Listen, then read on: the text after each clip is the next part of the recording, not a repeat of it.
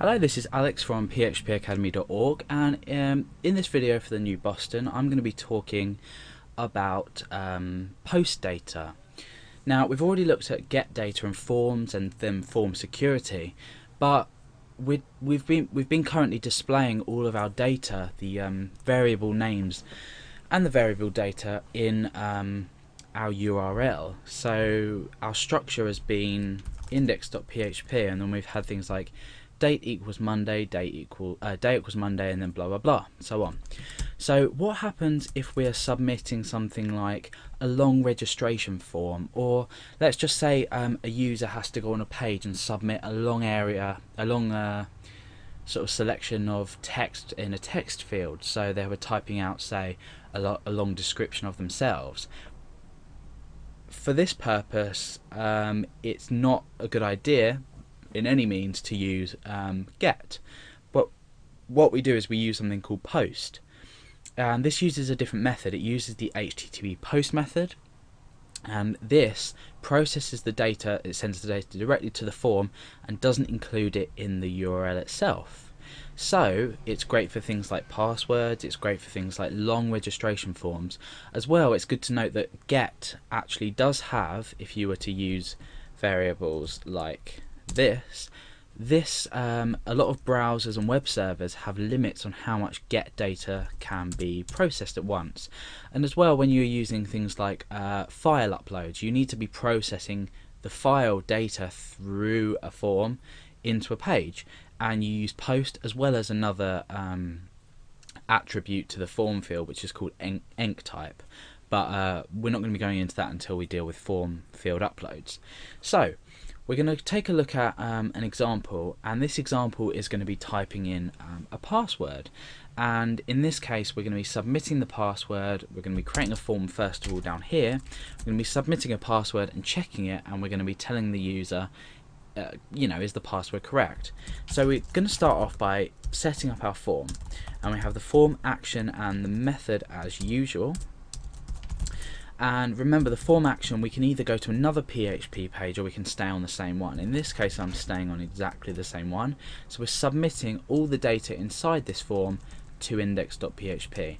The method though, instead of get, is going to be post, and this automatically means that the data is not going to be sent, well, it's going to be sent as post, it's not going to be sent as get. So let's say password, and we break down and we have an input type.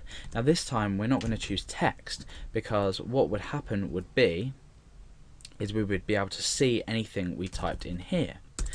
However, we are going to choose the type password, and this means that the browser interprets this as a password field and you can no longer see anything in there. So that's interesting if you didn't already know how to do that. The name of this is going to be password.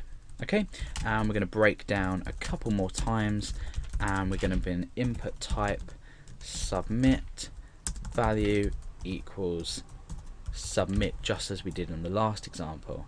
So as this stands, we're submitting a password in this form when we click submit. So as as to the previous example with get, I typed something in here, clicked submit, and we saw it appear here. However, now if I was to type, say, password in here and click submit, we've actually submitted this now to the form. The data has been submitted. However, it's not visible up here, and obviously at the moment not visible on the page because we haven't done anything with the data. Now, just to show you the example, I'm going to echo out $_ and this time post and password. Remember, this name here corresponds to the name that you've given the form field. So let's refresh the page, type in hidden, for example, and click submit. You can see that hidden is now displayed, okay, but still not displayed up here. So what can we do with this? We can again check that the form has been submitted. So we say if is set, and we say $_ post, this time password. We execute in this block here. So if we've submitted and the password has been sent, or the form field data has been sent, we now need to grab that. So I'm going to say password equals $_post password. Now, as discussed in the security video relating to forms, we could do the HTML entities just here.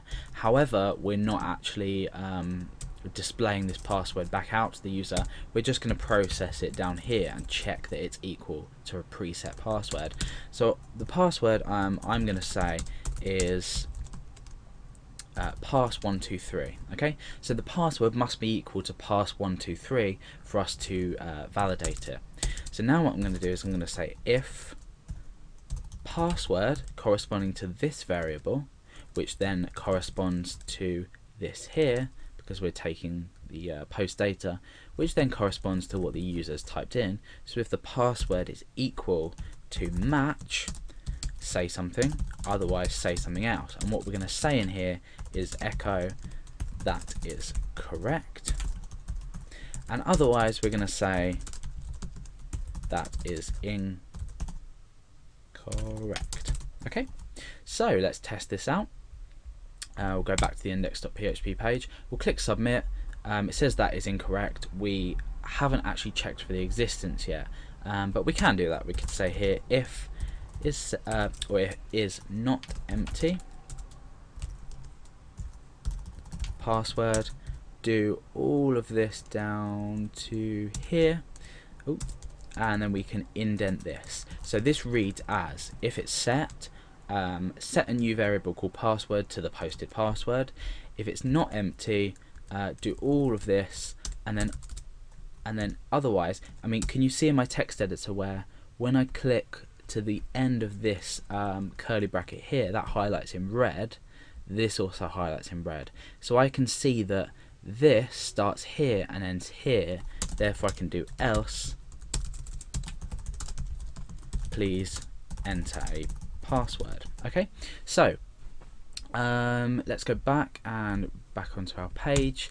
Now I'm going to submit it without entering anything, and it says please enter a password. Now I'm going to enter a password, just absolutely anything, into the form and click submit.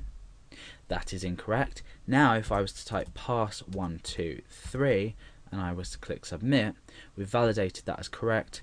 Therefore we're displayed with the message that is correct. So we've posted a password through this form. We've used the post method with the HTTP post method, which doesn't display it here, and has allowed us to process it in secret. Now I'm not going to show you an example, but if you were processing, say, a long amount of data, you'd also use the post, as well as file uploads like I discussed earlier, but that will be later on in the series. So this is basically posting variables in PHP.